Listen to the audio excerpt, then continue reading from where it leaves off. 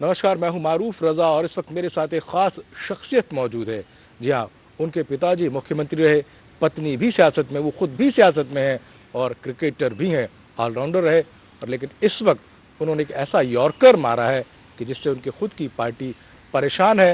Umpire की उंगली उठने का इशारा देखना चाहती है कि वो आउट देती है कि नहीं, लेकिन वो लगातार उस बोर्ड पर नजर लगाए बैठे हैं कि डिसीजन उनके फेवर में है। जी हाँ, मैं बात करता हूँ कीर्तिवर्धन भागवत झा आज़ाद, यानी कीर्ति आज़ाद की।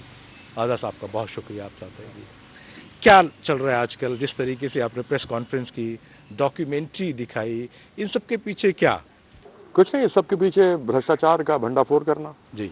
और भंडाफोड़ लोगों के सामने आए कि कैसे खेलों के अंदर भ्रष्टाचार होता है। जी। खेलों पे ज्यादा लोग ध्यान देते नहीं हैं। जी। भ्रष्टाचार 2G 3G इन सब का देखते हैं जी। लेकिन खेलों में भ्रष्टाचार होता है उसके बारे में आप कोई चर्चा नहीं करता है। जी।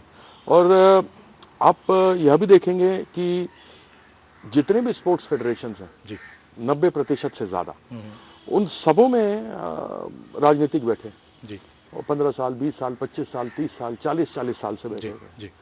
और क्योंकि सभी अलग अलग पॉलिटिकल पार्टीज के हैं, इसलिए जब कभी भी कुछ होता है, क्योंकि सारे हमाम में नंगे हैं जी, तो जब कभी भी ऐसी कोई बात होती है तो उसको दबाने के लिए सब एकजुट हो जाते हैं, खड़े हो जाते तो उसमें ना तो कोई पक्ष होता है न विपक्ष होता है। जी, तो घालमेल चलता रहता है। हाँ, वो चलता रहता है। लेकिन आपने तो भ्रष्टाचार स्पोर्ट्स का किया था, पार्टी क्यों नाराज हो गई? पार्टी ने क्यों आपको मेमो दे दिया?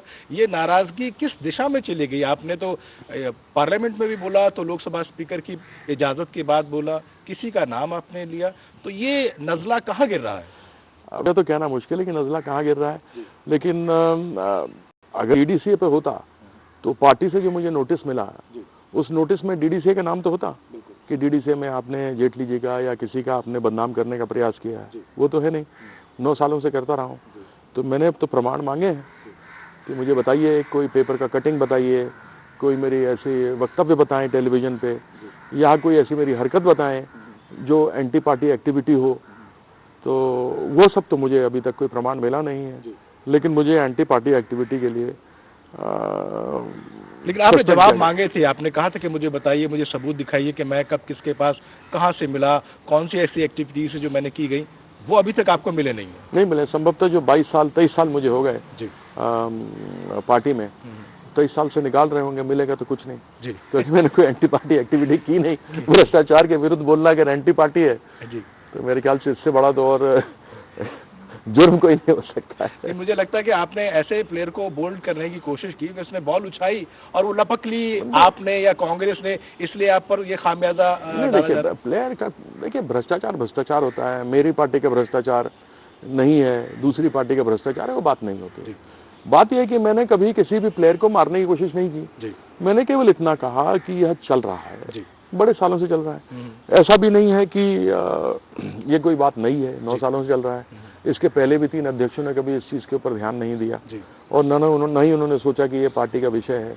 जिस समय अरुण जेटली जी अध्यक्ष थे डीडीसीए के, हम लोग हैं, बिशन सिंह बेदी, बहुत सारे लोग हैं। अब क्या कहूँ, उनका सौभाग्य कि वो भारतीय जनता पार्टी में नहीं है, मेरा दुर्भाग्य कि मैं पार्टी में हूँ, इसलिए मैं बाहर हुआ हूँ। अब सबों ने इस विषय को उठा रहे थे और मुझसे कहा था आप जुड़िए इसमें। बच्चों से पैसे लिए जाते थे और दूसरी क्या क्या हरकतें कहती थी, मैं टेलीविजन पर नहीं बोल सकता। तो उसके लिए होता था, तो हम जाके बताते थे अरुण जी को। उसके बाद चिट्ठियां लिखनी शुरू की, तो चिट्ठियां लिखी, पब्लिक डोमेन में था। आज वो सत्यता आई है जब मैंने डॉक्यूमेंट्री दिखाई, उसके अंदर पता लगा कंपनियां ही नहीं थी। 1.5 लाख की कंपनी, 1.5 लाख की कंपनी 2 साल हुए, उसके कोई ऑडिटेड अकाउंट्स नहीं है और आप उसको करोड़ों रुपए दे दे रहे हैं। इटालियन इलेक्ट्रिशियन, इटालियन आप समझते हैं, इटालियन वो इटालियन नहीं जो ईंटे पे बैठता है, वो इटालियन। तो वो इटालियन के को आप 3 करोड़ 32 लाख रुपए दे देते हैं, कुछ पता ही नहीं है ये कैसे पैसे दे रहे हैं, कोई अप्रूवल नहीं है आपके। आपने फर्स्ट फेज में ईपीआईएल के लिए 25 करोड़ का अप्रूवल तो लिया, लेकिन बाद में जो एस्केलेशन हुआ उसका कहाँ है? 24 दिसंबर 2012 को आप एक ही उसमें सारे कागज साइन करते हो, तो ये सारे प्रश्न तो उठाता है ना जी। तो क्या समझते कि जो आपने इतने सारे प्रश्न उठाए और बड़ी बेबाकी से, बड़ी आज़ादी से उठाए और उसका खामियाजा भी आपको भुगतना पड़ा, लेकिन ये जो सारा का सारा, मैं यूँ कहूँ कि जो घालमेल हुआ है, उसका फायदा किस ओर जाता है, किसको पहुँचता है? देखिए, हम उफ भी करें तो हो जाते हैं बदनाम, वो कत्ल भी करें तो चर्चा नहीं होती है। जी। अब कहीं भी जा रहा हूं, सच्चाई की बात हमने रखी है। जी। मेरे प्रधानमंत्री भी और सब कोई कहते हैं कि भ्रष्टाचार के विरुद्ध लड़ना है। जी। हमारा सबसे बड़ा प्लैंक था। जी। और वो बात बड़ी अच्छी लगती थी, और प्रधानमंत्री जी का आज मैं बहुत बड़ा फैन हूँ, सदैव रहूंगा। न खाऊंगा न खाने दूंगा। उस विषय पर तो 9 साल से कर रहा हूँ। 400 करोड़ का घपला है टोटल। अगर 40 करोड़ रुपए पिछले 10 सालों में मिला हो एट एन एवरेज, तो 400 करोड़ रुपए है। बहुत बड़ी बात। उसमें से 140 करोड़ तो स्टेडियम में लगे हैं, बाकी कहाँ गया? जी। यह भी एक बहुत बड़ा सवाल है। जी। तो इन सभी चीजों को देखना होगा। सीबीआई ने 4 नोटिस दिए। अंतिम वाले नोटिस जो दिया गया है, उस नोटिस में पूछा गया आपकी प्रॉपर्टीज कितनी, गाड़ियां कितनी हैं, आपको बिजनेस कौन सा है, वाइफ कोई बिजनेस करती नहीं करती, नौकर चाकर कितने रखे हुए हैं, आपके सोर्स ऑफ इनकम क्या है। ये सारी चीजें पूछी गई हैं। क्यों पूछेगी सीबीआई? जाहिर सी बात है, कहीं ना कुछ दाल में काला है। दूसरा, मैं तो वही उजागर कर रहा हूँ जो इनकी अपनी फैक्ट फाइंडिंग कमेटी थी, डीडीसी वालों ने बनाई थी। जी। उन्होंने वही बातें कही हैं जो मैंने कही थी। जी। एसएफआई रिपोर्ट ने वही 62 इन्फ्रैक्शंस ऑफ लॉ किए हैं। एक 2 जज थरेजा कमेटी रिपोर्ट है, उसके अंदर भी हुआ है। तो मैं तो ये बातें बड़ी पुरानी उठा रहा हूँ, और सीबीआई ने तो अब इनसे सीधा डायरेक्टली पर्सनल क्वेश्चन पूछ दिया। तो मेरे पे डिफेमेशन करने के बजाय जो 2.5 करोड़ रुपए ने मुझसे मांगे, मेरे पास है ही नहीं इतने, मैं कहां से दूंगा? 65 लाख रुपए घर है दिल्ली या इसके आसपास, कहीं मेरे पास कोई जमीन ही नहीं है। मेरे ससुराल में है, घर जवैया हूँ, 3 बार से वहां से जीत रहा हूँ एमपी, तो वहां पे है, वो भी 65 लाख का है। तो उसमें तो मैं दे नहीं सकता। इनको एक्चुअली अगर केस करना है तो सीबीआई पे करें कि तुम्हारे से प्रॉपर्टी क्यों पूछ रही है, तुम्हारी बीवी कहीं काम करती है कि नहीं है, बताओ, तुम्हारे नौकर चाकर कितने हैं, नेचर ऑफ वर्क क्या है, बिजनेस क्या है। तो इनको तो सीबीआई पे करना चाहिए केस डिफेमेशन का, कि देखो हमें बदनाम कर रहे हैं। लेकिन वो तो फिर सवाल उठ जाएगा ना कि एक स्वायत्त कमेटी के ऊपर आप केस कर रहे हैं। लेकिन जिस तरीके से प्रधानमंत्री नरेंद्र मोदी ने कहा था, और एक बिल्कुल बड़ा सेट एग्जाम्पल दिया था लाल कृष्ण आडवाणी जी का, कि जैसे हवाला कांड में उनका नाम आया था तो उन्होंने इस्तीफा दिया था और वो पाक साफ होकर के फिर वापस आए थे। तो क्या समझा जाए कि यही इशारा उस व्यक्ति की ओर भी जाता है, उसको भी यही इंप्लीमेंट करना चाहिए? मैं प्रधानमंत्री जी के मन की बात तो नहीं जानता ना जी। मैं इस चीज को कैसे कुछ कह दूं? ये तो आपके ऊपर है स्पेकुलेशन लगाना कि आप इसको क्या समझते हैं जी। या प्रश्न आपका सही है जी। लेकिन आपने गलत आदमी से पूछा है। गलत आदमी के उस आदमी को घेरा जा रहा है। आप फिर वही समझे नहीं। आपने पूछा, उन्होंने ये कहा, तो क्या इसका ये मतलब लगाया जाए? तो मैंने कहा प्रश्न आपका सही है, लेकिन आदमी गलत हो, मुझे क्या मालूम है क्या मतलब था जी। यानी वो उस मतलब को समझ नहीं पा रहे, समझना नहीं चाह रहे हैं। अब ये तो मैं कह नहीं सकता हूँ साहब, आप शब्द मेरे मुंह में डाल रहे हैं। आजाद साहब, जिस तरीके से गौतम गंभीर और वीरेंद्र सहवाग आए कि डीडीसीए में सब कुछ साफ सुथरा था, अरुण जेटली जी को हमने कभी कुछ करते हुए नहीं देखा, कभी कुछ नहीं पाया, क्या माना जाए कि क्या एक अलग से एक पैरेलल लॉबी खड़ी की जा रही है कीर्ति आजाद के सामने, कि आप जो कह रहे हैं उसके साथ हमारे पास बहुत सारे तथ्य भी हैं, कुछ समर्थक भी हैं जो हमारी आवाज भी कहते हैं? ये बड़ा दुर्भाग्य की बात है कि आदमी जो खेल रहा है वो इस प्रकार की राजनीति में आ रहा है। हम में से किसी ने तो नहीं कहा कि अरुण जेटली जी ने चोरी की है। इवन आपने भी नाम नहीं लिया। हमने यही कहा कि जिस समय ये हो रहा था हम उनको खबर कर रहे थे। जी जी जी। और खबर कर रहे थे, पता नहीं उनके पास समय था या नहीं था, मुझे मालूम नहीं। और एक तो चीज क्लियर कर दूं कि नॉन एग्जीक्यूटिव प्रेसिडेंट कुछ नहीं होता जी। और यदि होता तो मेमोरेंडम ऑफ एसोसिएशन या आर्टिकल्स ऑफ एसोसिएशन डीडीसी के अंदर होता। तो इसलिए नॉन एग्जीक्यूटिव प्रेसिडेंट का कोई मतलब ही नहीं है, सबसे पहली बात। दूसरी बात, तारीफ किसी की कोई भी कर सकता है जी। तारीफ तो लोग राजा की भी करते थे, लेकिन टाइम एक मिनट, कभी तारीफ नहीं उसको छोड़िए ना। उन लोगों ने, दोनों ने, एक गौतम गंभीर तो गए थे कि डीडीसी के अंदर सबसे गड़बड़ी हो रहा है, वो दिल्ली के मुख्यमंत्री के पास गए थे, अरविंद केजरीवाल गए थे, लेकिन वही आकर के फिर तारीफ करते हैं। ठीक है ना, उसको उसमें मैं क्यों जाऊं? प्रश्न ये है क्या तारीफ करने से एक कातिल का कत्ल माफ हो जाएगा? बिल्कुल नहीं, बिल्कुल नहीं होता है। तो ये तो अनुसंधान का केस है जी। अनुसंधान के अंदर पता लगेगा कौन सही है गलत है। और हमने तो कभी कुछ उनके बारे में कहा नहीं। तो एक कहावत कहूंगा तो शायद संभवतः मेरे पे गलत पड़ जाएगा, क्या चोर की दाढ़ी में तिनका है? अब इसका गलत मीनिंग लोग निकाल लेंगे, लेकिन क्योंकि कहावत बचपन में हम लोगों ने स्कूल में पढ़ी है, भागते चोर की लंगोट सही। मैंने कहीं ना कहीं ये सारी यथार्थ होती है, उन तमाम मामलों में फिट भी होती है, डायरेक्टली इनडायरेक्टली आप कह सकते हैं। क्या लगता है कि जैसे अभी कीर्ति आजाद ने प्रेस कॉन्फ्रेंस की, डॉक्यूमेंट्री दिखाई, ये यहीं तक रुक जाएगा? कीर्ति आजाद और आजाद होकर के और बेबाक होकर के और मुखर होकर के निकलेंगे और इस भ्रष्टाचार के लिए जो छेड़ी हुई मुहिम उसको आगे लेके जाएंगे? देखिए, हमने एक चिराग जलाया है जी। उस चिराग में कितने लोग आकर के अपना योगदान करते हैं और उसको जलना रहने देते हैं, जलते रहना देते हैं, यह बहुत ज़रूरी है। चिराग देखकर मेरे मचल रही है हवा, पिछले कुछ दिनों से बड़ी तेज चल रही है हवा। जो बना रहे थे खिस्से मेरे बर्बादी के, उन्हें खबर ही नहीं कि रुख बदल रही है हवा। तो बदलेगा, लोग आएंगे, सामने जुड़ेंगे। मुझे लोगों का फोन आ रहा है, मुझसे बात कर रहे हैं, ईमेल्स हैं, अलग अलग कहानियां आ रही हैं कि फलाने ने ये किया, उनको मैं सामने कुछ दिख रहा हूं। यदि मैं सच्चाई को सामने लाने में, भ्रष्टाचारियों को उजागर करने में एक क्रूसेडर हो सकता हूं, तो मेरा प्रयास रहेगा कि मैं उस पर आगे बढ़ूं। बहुत लोगों ने बहुत चीजें मेरे पास ला करके दे रहे हैं। एक अर्बन इंडिया करके कोई था, जो जमीनें थी कुछ थी, उसके बारे में भी मेरे पास केस आया है। अच्छा। और भी बहुत सारे केसेस हैं मेरे पास आ रहे हैं, तो मैं इकट्ठे खुलासे करूंगा। मैंने कहा था ना, बम छोड़ूंगा, तो बड़ी जल्दी छोड़ूंगा। कीर्ति आजाद साहब के बहुत सारे बम है, और आजादी से और बेबाकी से वक्त का इंतजार कर रहे हैं, लेकिन बम जरूर छोड़ेंगे। फिलहाल वक्त हो गया ब्रेक का, ब्रेक के बाद भी ये चर्चा जारी रहेगी।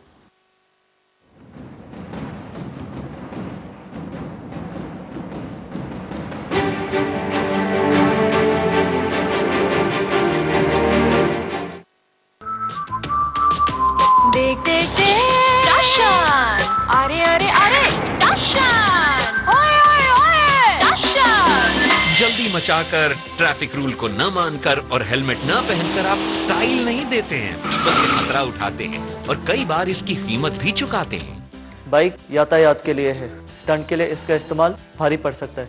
दो पहिया के हैं दो नियम, सावधानी और संयम। सड़क परिवहन और राजमार्ग मंत्रालय द्वारा जनहित में जारी। जिंदगी कभी धूप सी,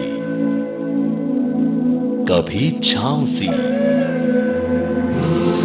जिंदगी कहीं पास सी, कहीं दूर सी, जिंदगी जरा अपनी सी, जरा पराई सी।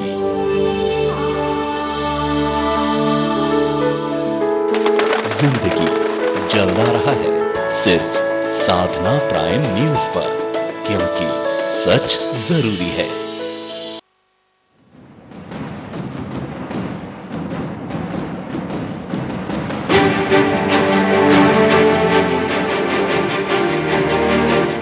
Welcome back. मेरे साथ हैं कीर्ति आजाद जी। आप ऑलराउंडर रहे, आपने बड़ा अच्छा एक करियर गुजारा क्रिकेट में। उसका अनुभव, मुझे लगता है कि आप बैटिंग कर रहे थे बीजेपी में, अब बॉलिंग भी करने लग गए हैं। देखिए, मैं राजनीति में कोई विशेष स्वार्थ से तो आया नहीं था जी। मैं आया क्योंकि मेरा मन किया कि मैं सेवा करूं। लोगों ने बहुत प्यार दिया मुझे क्रिकेट खेलते हुए, और मैं सदैव विश्वास करता, जिस समय मैं जुड़ा था, अटल जी, अडवाणी जी, डॉक्टर जोशी जी, यह लोग ऐसे नाम थे जिन लोगों ने जाकर श्रीनगर में, डॉक्टर जोशी गए और वहाँ तिरंगा झंडा फहराया था। जी। हम लोग क्रिकेट खेलते हैं तो हम लोग किसी जाति धर्म के नहीं होते हैं। बिल्कुल। हम सबों के लिए कानून एक होता है। सही बात। वो चाहे हिंदू हो, मुसलमान हो, सिख हो, ईसाई हो, फॉरवर्ड हो, बैकवर्ड हो, भैया पैड पे लगी विकेट के सामने हो तो लेग बिफोर हो, तो एक कानून एक है। तो आपने भी लेग बिफोर किया, अपील कर दी है। एक कानून है। और जब ये कहा जाए कि विदेश में कानून होना चाहिए, अपनी अपनी व्यक्तिगत आस्था जो है वो जरूर चले, लेकिन कानून तो एक होना चाहिए ना। बिल्कुल। You show me the man, I show you the rule, अंग्रेजों का था, तुम मुझे आगे दिखाओ, मैं तुम्हें कानून बताता हूँ, वो नहीं होना चाहिए। तो इन सभी चीजों को देख करके मैं प्रभावित हुआ था। मेरे पिताजी स्वतंत्रता सेनानी थे, बिल्कुल, कांग्रेस में आए, आज भी लोग उनकी ईमानदारी की कस्में खाते हैं, और मैं ये चाहता हूँ कि जब मैं मरूं तो लोग मेरी ईमानदारी की कस्में खाएं। जी। तो जब हमने ये देखा तो हम पार्टी में जुड़े। आज नरेंद्र मोदी जी हैं सामने हैं, भ्रष्टाचार हटाना चाहते हैं, बेरोजगारी खत्म करना चाहते हैं जी, लोगों को आगे, नौजवानों को आगे बढ़ाना चाहते हैं, सबका साथ सबका विकास करना चाहते हैं, 125 करोड़ जनता के लिए काम करना चाहते हैं। तो इस करके मैं भारतीय जनता पार्टी में जुड़ा।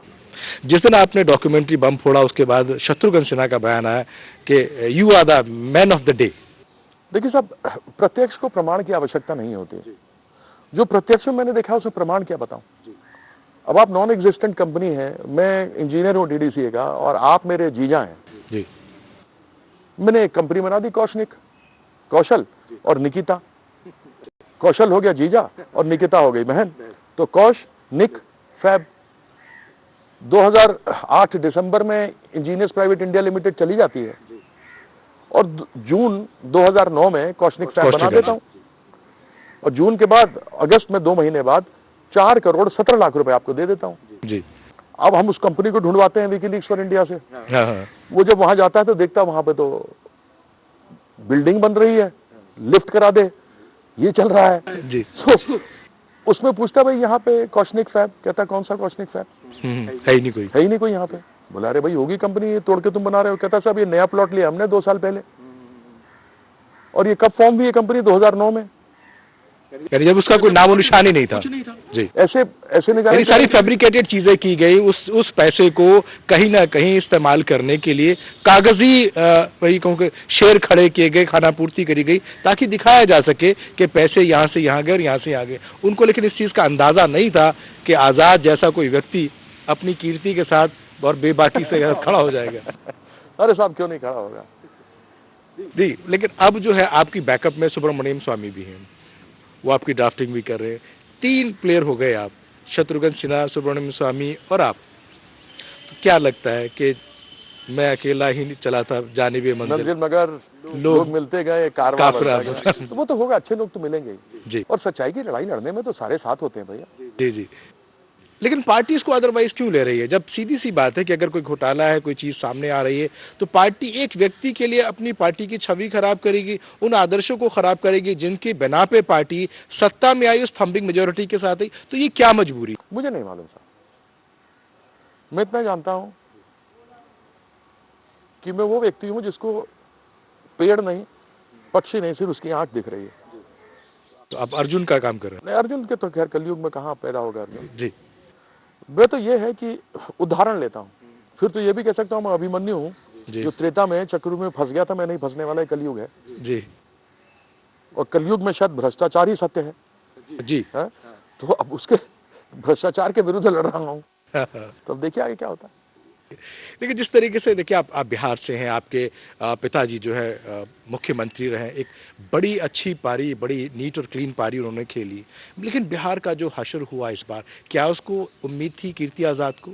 क्या वजह रही? नहीं, मुझे बिल्कुल उम्मीद नहीं थी कि हम इस तरीके से हारेंगे। हमने कोई कमी नहीं छोड़ी।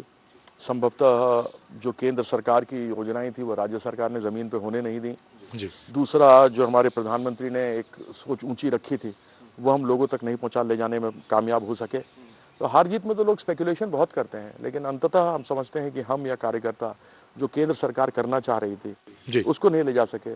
दूसरा, राज्य सरकार ने जो हमने कहा था कि हम करेंगे वो नहीं करने दिया। जैसे कि प्रधानमंत्री सिंचाई योजना सबसे बढ़िया योजना, उसमें तो हर राज्य को मिल करके करना चाहिए, क्योंकि हमारे यहाँ तो बाढ़ होता है या सुखाड़ होता है, दोनों होता है जी।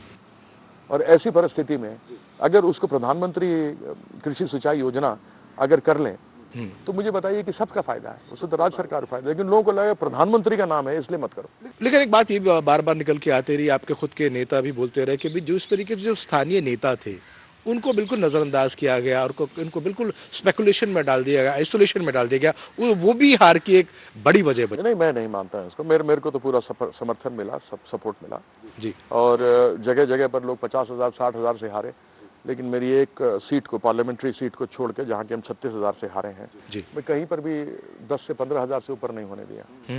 तो यह मैंने रोक के रिस्ट्रिक्शन रखी, इसलिए क्योंकि मेरी डायरेक्टली लोगों के बीच में जाने का, मैंने इनसे कहा था यार वो छोटे छोटे चिल्लर वाले पॉकेट्स देख लेना जी। क्योंकि मैं जब कभी लड़ता हूँ तो आदमी क्या होता है, कहता है अरे यहाँ तो 200 आदमी है, अरे यहाँ तो 300 आदमी, यहाँ क्या देखी करना, इसके वोट करके नजरअंदाज किया जाता है। नजरअंदाज। लेकिन हमने कभी वो नजरअंदाज नहीं करता हूँ। बूंद बूंद से घड़ा भरता है, पैसे पैसे से रुपया बनता है, इसलिए अंतिम आदमी तक पहुंचना जरूरी है। तो मैं जाके जमीन पे ही बैठता हूँ, खाट पे बैठ जाता हूँ। मैं नहीं देखता हूँ फॉरवर्ड है, बैकवर्ड है, हिंदू है, मुसलमान, खिलाड़ी आदमी हूँ, ना मेरा कोई मजहब है। लोगों के जाया बीच में मिला, जैसे घास यहाँ है तो घास पे बैठ गया। अरे क्या है, एसी में जाना है? लेकिन कीर्ति आजाद को जो अब सरकार मिली है बिहार में, आप होंगे सपुर्दे खाक, जी। मैं होंगे सपुर्दे आतिश। होना तो वही है, खत्म होना है, बस खत्म होना है। फिनिश होना तो फिर जमीन में बैठने में क्या है, ये तो मिट्टी लगनी चाहिए, खुशबू तो भारत माँ है। लेकिन अब जो खुशबू आ रही है बिहार में, नई सत्ता वहां पर आ गई है, वहां पर कई सारे टैक्स, यहाँ तक कि मिठाई पे, समोसे पे है, यहाँ तक कि जो मच्छर की जो टिकिया है उस तक पर टैक्स लग गया है। क्या ऐसी कामना, ऐसी कल्पना बिहार के लोग कर सकते थे? 2 चीजें हैं। एक तो ये है कि समोसा तो इंटरनेशनल चीज है जी, क्योंकि लाडू, ठीक है, नहीं इंटरनेशनल समोसा कहीं भी जाइए, लिट्टी चोखा इंटरनेशनल है, इसमें तो कोई 2 राय नहीं। तो उस पर टैक्स लगा। क्या गरीब आदमी समोसा खा सकता है? अब तो 7-8 रुपए का एक समोसा है। क्या गरीब आदमी समोसा खा सकता है? नहीं खा सकता। वो चाट पकौड़ी खा सकता है? नहीं खा सकता। उसको 2 वक्त की रोटी तो मिलती नहीं जी, तो समोसा कहाँ से खाएगा? तो उसमें चाट टिक्की कहाँ से खाएगा? किस पर टैक्स लगा? नहीं लगा। क्या वो सीधा डायरेक्टली गरीब आदमी इफेक्ट कर रहा है? हमको ये सोचना चाहिए। दूसरी बात, उसको कैसे भोजन मिले जी, उसकी व्यवस्था होनी चाहिए। जी, सीधी बात। अब इसके अंदर मैं तोंक झोंक करके बाल की खाल निकालना शुरू कर दूं तो फिर जिंदगी भर ऐसे ही बैठा रहूंगा और इन्हीं चीज करता रहूंगा। मुझे मौका ही नहीं मिलेगा उस बूंद बूंद के पास जाने के लिए जिससे मैं घड़ा भर सकूं। जी, जी। अभी जी पिछले कुछ दिनों में कुछ इंजीनियर्स की यहाँ पर मौत हुई, तो बार-बार ये कहा जाने लगा कि देखा हमने कहा था कि जंगल राज पार्ट 2 आ जाएगा। राजीव प्रताप रूडी बोले, कई अलग-अलग बीजेपी जंगल के राज नेता पार्ट 2 बोले। मालूम है कैसे आया था? ये सबसे पहले मैंने अपने ट्विटर पे दिया था, उसके बाद सुशील मोदी ने उठाया, उसके बाद और लोगों ने उठाया। आप मेरे ट्विटर हैंडल पे जाइए, सबसे पहले जंगल राज पार्ट 2 मैंने कहा। आपने कहा था, लेकिन आज की परिस्थिति में क्या आप मानते हैं क्या वाकई जो सुशासन बाबू नीतीश बाबा बैठे कि जंगल राज पार्ट 2 आ गया है? देखिए, एक अच्छे एडमिनिस्ट्रेटर हैं, लेकिन इसको लेकर उनकी छवि जरूर खराब हो रही है। 2 वो मारे गए, उसके बाद फिर मारे गए। लूट की वारदातें आए दिन आए दिन हो रही है। इससे पहले थानाधिकारी, थाना अध्यक्ष, SHO, उसके माथे पे पिस्तौल सके 2 राउंड फायर करके उसको आप मार देते हैं। तो परिस्थिति क्या है? परसेप्शन क्या है? और उस परसेप्शन में, जंगल राज के परसेप्शन में आप खरे उतर रहे हैं, तो ये आपकी बदनामी है ना। आप कितने भी भले अच्छे एडमिनिस्ट्रेटर हो, तो इसको रोकने के लिए तो आपको कुछ करना तो पड़ेगा। और सच में कहिए तो मैं मिथिलावासी हूँ, बिहारी इसलिए क्योंकि बिहार कहलाता है। जी, जी। नहीं तो दुनिया की 2 सबसे पुरानी लिपियों में एक तमिल अक्षर है, एक मिथिला अक्षर है, जो बंगाल, असम, नेपाल, बांग्लादेश में इस्तेमाल होता है, उड़ीसा के भी पार्ट्स में होता है। ये सारा कुछ होता है, इसको माँ बोलते हैं सभी लैंग्वेजेस की। तो हमारे बिहार की छवि तो खराब होती है ना। लेकिन जिस तरीके से इमेज मानी जा रही थी नीतीश कुमार की कि अगर वो किसी भी तरीके की पॉलिटिक्स में काम नहीं करते, क्या माना जाए कि लालू जी का प्रेशर है उन पर क्योंकि वो ज्यादा सीटें लेके आए, क्योंकि उनका जो बेटा है वो डिप्टी CM है? क्या वो प्रेशर में काम कर रहे हैं? क्या वो इस रणनीति को, इस प्रेशर को लेकर के काम करते रहेंगे? मैं इस चीज को बिल्कुल नहीं मानता। परसेप्शन जरूर उस समय की रही है और जो हो रहा है वो गलत है। और अगर इस सरकार को दिखाना है कि सुशासन वाली सरकार है तो इसको सुशासन की तरह काम करना पड़ेगा। अन्यथा जो अभी की परिस्थिति है उससे साफ दिखता है कि मामला सही नहीं है। दूसरी बात, मैं उन राजनीतिकों में से नहीं हूं जो तुरंत ही ये हो गया, ये हो गया, ये हो गया। नहीं, ठीक है, हो रहा है, साल भर तक समय दीजिए। आज आपको बढ़ाने में किसकी सबसे बड़ी योगदान है? हमारा योगदान है। एग्जैक्टली। और आप सरकार बनी नहीं कि हम उसके पीछे पड़ गए। तो क्या होता है कि बदनाम में भी नाम होता है, और जो अंडरडॉग होता है उसको लोग न भी चाहते हुए उसकी मदद करते हैं। अरे यार छोड़ो, इसको होने तो 2 साल भर। तो क्या हुआ कि वो आई, हम उसको ठोकते रहे, पंच करते रहे। वो कहता रहा, देखो जी मैं तो असहाय हूँ, मैं तो गरीब आदमी हूँ, मैं तो कुछ नहीं हूँ। तो कहते हैं काम ही नहीं करने तो दिया क्या जा होता रहा है कि लोगों की संवेदना उसके साथ जुड़ जाती है, इमोशंस उसके साथ जुड़ जाते हैं। तो मेरा केवल ये कहना है कि राजनीति में इंतजार करना चाहिए, और इंतजार करके देखने दो, 1.5 साल देखो, क्योंकि वो तो 5 साल रहेगा, उसके बाद अटैक करो ना। अभी उत्तर प्रदेश में चुनाव है, 2017 में उत्तराखंड में भी चुनाव है और कई राज्य है। क्या आसाम है, बंगाल है, पौंडीचेरी है, सब जगह चुनाव है। लेकिन खास तौर से उत्तर प्रदेश पर निगाहें हैं, एक बड़ा अभी देखिए, मैं तो कुछ नहीं कहूंगा, इसलिए नहीं कहूंगा कि हमें 2 बैक टू बैक हार मिली है। एक मिली दिल्ली में, एक मिली बिहार में। उत्तर प्रदेश हमारे लिए बहुत महत्वपूर्ण है। उससे पहले आसाम का ट्रेलर होगा। आसाम के अंदर हमारी परिस्थिति अच्छी बढ़ी है, यूपी में भी आगे बढ़ेगी जिस प्रकार से हमारा कार्य आगे चलेगा। जो गलतियां हमने की हैं वो गलतियां हम दोहराने का प्रयास नहीं करेंगे। तो ये सारी चीजें हैं, लेकिन ये तो मामला संगठन का है। प्रश्न आप संगठन में जाकर पूछें। अभी तो मैं सस्पेंडेड हूँ किसी भी पार्टी के कार्यक्रम में जाने। क्या लगता है कि सर, जिस अभी आप सस्पेंडेड है, आप वेट एंड वॉच कर रहे हैं, लेकिन बम फोड़ते रहेंगे, लेकिन क्या लगता है? देखिए, मैं बम इसलिए नहीं फोड़ता हूँ कि मुझे बम फोड़ने का शौक है। जी जी, यह बात तो मैं बड़ी पुरानी कह रहा हूँ, 9 साल हो गए मुझे। कीर्ति आजाद के पास अभी बहुत सारा मसाला है और आगे भी ऐसी प्रेस कॉन्फ्रेंसेज और ऐसे बम फोड़ते रहेंगे और नए नए खुलासे करते रहेंगे, क्योंकि उन्होंने एक ठान लिया है कि भ्रष्टाचार के खिलाफ जो उनका मिशन है उसको अंजाम तक जरूर पहुंचाएंगे। आपका बहुत शुक्रिया, आपने बहुत वक्त दिया। अगले हफ्ते एक नए मेहमान के साथ फिर हाजिर होंगे। तब तक हमारी पूरी टीम को दीजिए इजाजत। नमस्कार।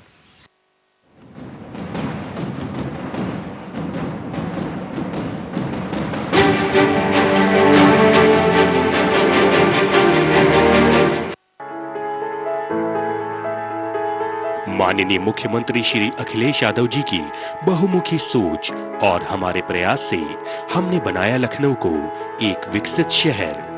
देखिए, लखनऊ विकास प्राधिकरण क्योंकि ये राज्य राजधानी क्षेत्र का प्राधिकरण है, 1200 स्क्वायर किलोमीटर में 40 lakh population near by areas की दिल्ली यहाँ पर आती है। इस प्राधिकरण का जो बेसिक उद्देश्य है, नियोजित शहर को एक नियोजित विकास की ओर ले जाना है। लखनऊ विकास प्राधिकरण, एक नई सोच क्षितिज की ओर।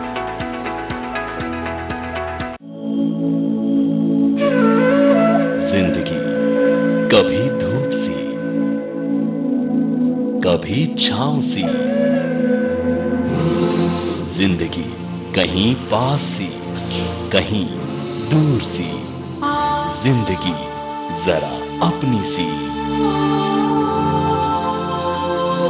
जरा पराई सी।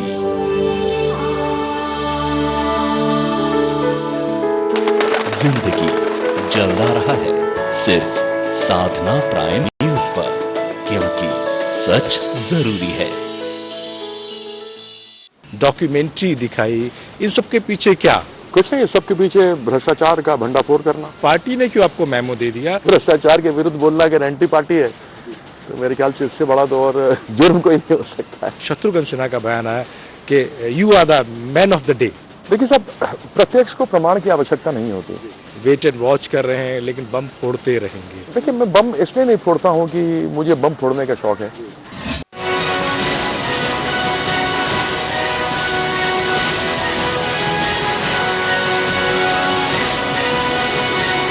Prime awards of the year 2015 चलता रहा है सिर्फ साधना प्राइम न्यूज पर, क्योंकि सच जरूरी